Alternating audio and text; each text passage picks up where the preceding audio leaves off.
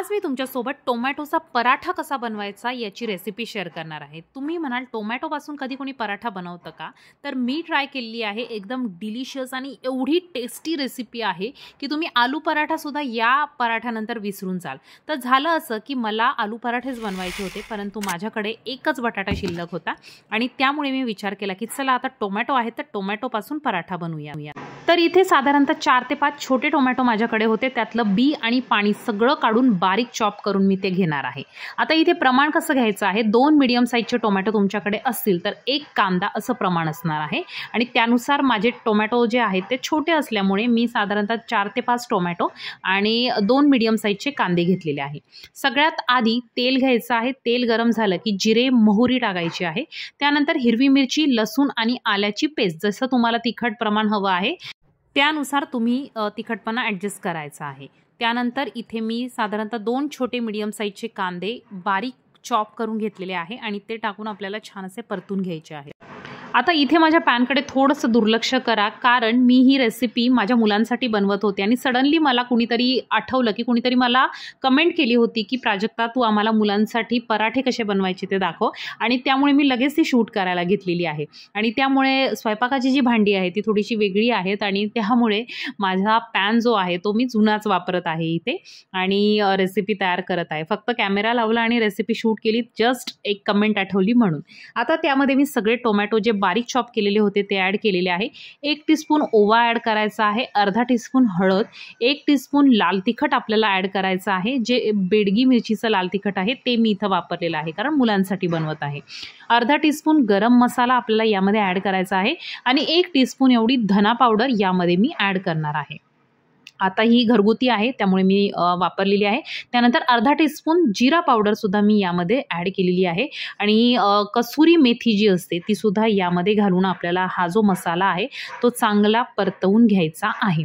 आता यामध्ये टोमॅटो असल्यामुळे ओलसरपणा थोडासा असणार आहे आणि त्यामुळे आपल्याला हे छान आता परतून घेतलेलं आहे। त्यानंतर मीठ घालायचं आहे आणि मीठ घालून आपल्याला पुन्हा एकदा छान परतून घ्यायचं आहे, ज्यामुळे त्याला थोडंसं पाणी सुटेल आणि टोमॅटो जे आहे ते छान मॅश होतील।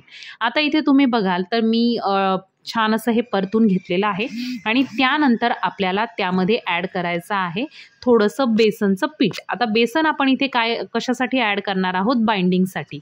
बाइंडिंगसाठी इथे मी साधारणतः 2 टीस्पून बेसन पीठ, आपला नॉर्मल पोहे खायचा जो चमचा असतो त्याने 2 टीस्पून आपल्याला काय करायचं आहे, बेसन पीठ ॲड करायचं आहे, 2 चमचे बेसन पीठ, आणि त्याचा कच्चेपणा जाईपर्यंत छान असं परतून घ्यायचं आहे। तर या बेसन पिठाने काय होतं, एकतर बाइंडिंग येते, कारण टोमॅटोमध्ये पाण्याचं प्रमाण खूप असतं आणि त्यामुळे तो पराठ्यामध्ये आपल्याला कन्वर्ट करणं थोडंसं अवघड असतं आणि त्यामुळे मी इथे बेसन पीठ ॲड केलेलं आहे। आता माझ्याकडे एकच बटाटा शिल्लक होता, जसा मी तुम्हाला आधी दाखवला, तर तो मी बॉईल करून घेतला होता आणि थोडंसं आणखीन याला छान बाइंडिंग यावी म्हणून मी काय केलेलं आहे, यामध्ये सुद्धा तो बटाटा जो आहे तो मॅश करून टाकणार आहे।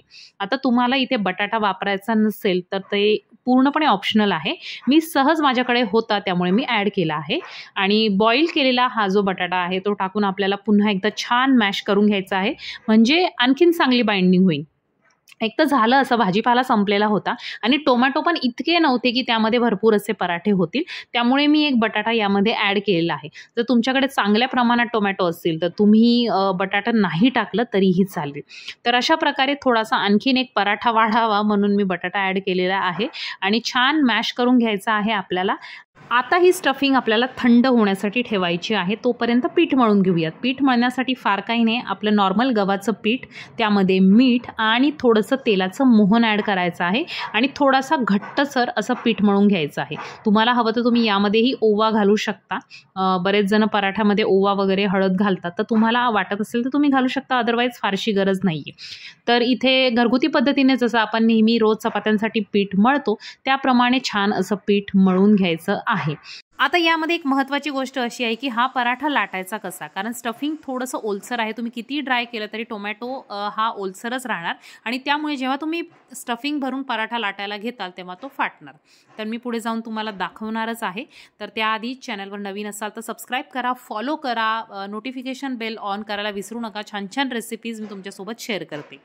तर सगळ्यात आधी आपल्याला काय करायचं आहे, घट्ट पीठ मळल्यानंतर आपण जसे पोळी करतो तशी पोळी आपल्याला करून घ्यायची आहे। आता हे जे स्टफिंग आहे ते ओलसर आहे. तुम्ही कितीही प्रयत्न केला की याला स्टफिंगमध्ये भरून लाटण्याचा, तर पराठा तो आहे तो फुटणारच आहे. आणि त्यामुळे त्यासाठी इथे मी एक हॅक वापरलेली आहे किंवा थोडासा वेगळ्या पद्धतीनं याला बनवण्याचा प्रयत्न केलेला आहे. तर सगळ्यात आधी जेवढी छान पोळी लाटता येईल, पातळ पोळी लाटता येईल तेवढी लाटून घ्यायची आहे. आणि याच्या ज्या कडा आहेत त्या छान लाटायच्यात, म्हणजे खूप जाडसर नाही ठेवायच्यात, पातळ कडा याच्या लाटून घ्यायच्या आहेत. आणि साधारणतः जेवढ्या आकाराची पोळी तुम्हाला लाटता येईल, खूप मोठी पण नका करू, तर आपला तवा आहे त्यानुसार आपल्याला करायची आहे. तर साधारणतः एवढी पोळी मी लाटून घेतलेली आहे आणि मध्ये थोडंसं तूप लावून घेतलेलं आहे. हे ऑप्शनल आहे, जस्ट मला आवडतं म्हणून मी लावलेलं आहे. आता स्टफिंग सगळी थंड झालेली आहे आणि अशा प्रकारे एका चमच्याने आपल्याला पसरवून घ्यायची आहे आणि त्रिकोणी आकारात पसरवायची आहे. आता याचा आकार तुम्ही चौकोनी सुद्धा करू शकता पराठ्याचा, परंतु मला त्रिकोणी करायचा आहे. मुलांना असं तुम्ही वेगवेगळ्या आकारामध्ये एखादा पदार्थ करून दिला तर त्यांना तो खूप आवडतो आणि त्यामुळे तुम्ही सुद्धा असा वेगळा आकार, नॉर्मली आपण पोळी किंवा पराठा आहे तो गोलच बनवतो, परंतु अशा आकारात दिलं तर मुलं बघून सुद्धा खुश होतात. माझ्या मुलीला हार्ट शेपचा पराठा आवडतो, त्यामुळे मी बऱ्याच वेळा तिला पराठा करताना हार्ट शेपचा बनवते. तर इथे हा जो पराठा आहे तो मी आता ट्रायंगल शेपमध्ये बनवत आहे. तर अशा प्रकारे स्टफिंग तुम्हाला जेवढी हवी आहे तेवढी ॲड करून पसरवून घ्यायची आहे छान. आणि स्टफिंग पसरवल्यानंतर साईडचा जो भाग आहे तिथे आपल्याला पाण्याचा हात लावायचा आहे थोडासा. आता इथे तुम्ही बघू शकता मी काय केलेलं आहे, अशा प्रकारे फोल्ड करायला सुरुवात केलेली आहे. तर जसं आपण करंजी किंवा काय असं जसं स्टिक करतो त्याप्रमाणेच इथे मी बनवलेलं आहे आणि तीनही बाजू त्याच्या फोल्ड करून घेतलेल्या आहेत. आता या फोल्ड झाल्यानंतर नीट त्याला स्टिक करून घ्यायचं आहे, कुठूनही स्टफिंग बाहेर येता कामा नये. आणि थोडंसं पीठ लावून पुन्हा एकदा हलक्या हाताने आपल्याला लाटायचं आहे. खूप प्रेशर द्यायचं नाही आहे, स्टफिंग ओलसर असते आणि त्यामुळे ती पराठा फुटून बाहेर येण्याची शक्यता असते. तर इथे तुम्ही बघाल तर एकदम हलक्या हाताने मी काय केलेलं आहे, थोडंसं त्याला रोल करून घेतलेलं आहे. आता आपल्याला याला छान असं खरपूस भाजायचं आहे आणि पराठा जर तुम्ही असा खरपूस केला तर तो आणखीन छान लागतो. आता इथे पुन्हा एकदा माझ्या तव्याला माफ करा, कारण हा माझा घरगुती वापरायचा तवा आहे.